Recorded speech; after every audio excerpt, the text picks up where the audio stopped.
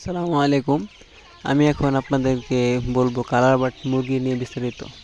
Colour but মুরগির উপকারিতা এবং এবং সুবিধাগুলো আমি এখন আপনাদের বলবো।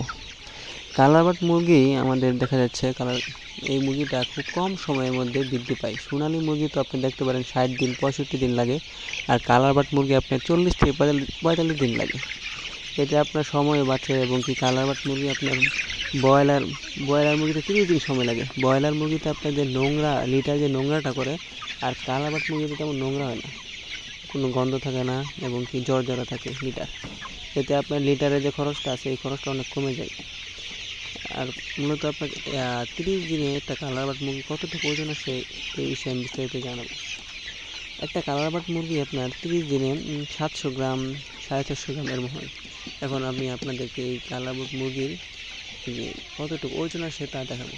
এর আগে আপনি দেখে নেই মুরগিগুলো আপনার লিটারগুলো কেমন এবং পরিবেশটা। আপনার মুরগি যদি আপনি উৎপাদন বাড়াতে চান আর প্রোডাক্ট বাড়াতে যান, তাহলে আপনার মুরগির লিটারটা খুব ভালো রাখতে হবে। লিটার এবং পরিবেশটা, আপনি যদি পরিবেশ নোংরা রাখেন তাহলে মুরগি কখনোই প্রোডাক্ট ভালো হবে না। ঘর রাখতে হবে একবারে স্বচ্ছ পরিষ্কার। আপনি নিজের রুম যেমন পরিষ্কার থাকে মুরগির রুমও তেমন পরিষ্কার রাখতে হবে। এতে আপনাদের মুরগির বৃদ্ধিটা ভালো হইব এবং কি আপনার আরেকটা বিষয় হলো খাবার।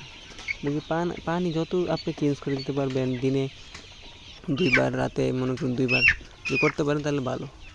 এখন আমি মুরগি নিচ্ছি, দেখেন মুরগি আমার 30 দিন বয়সে মুরগি কত কম হয় দেখেন আপনারা। এই যে ওজন মাপতেছি আমি, দেখেন 745 গ্রাম। একটা মুরগি 30 দিনে 745 গ্রাম ওজন হয়। এতে আপনার বেনিফিট ভালো আসে।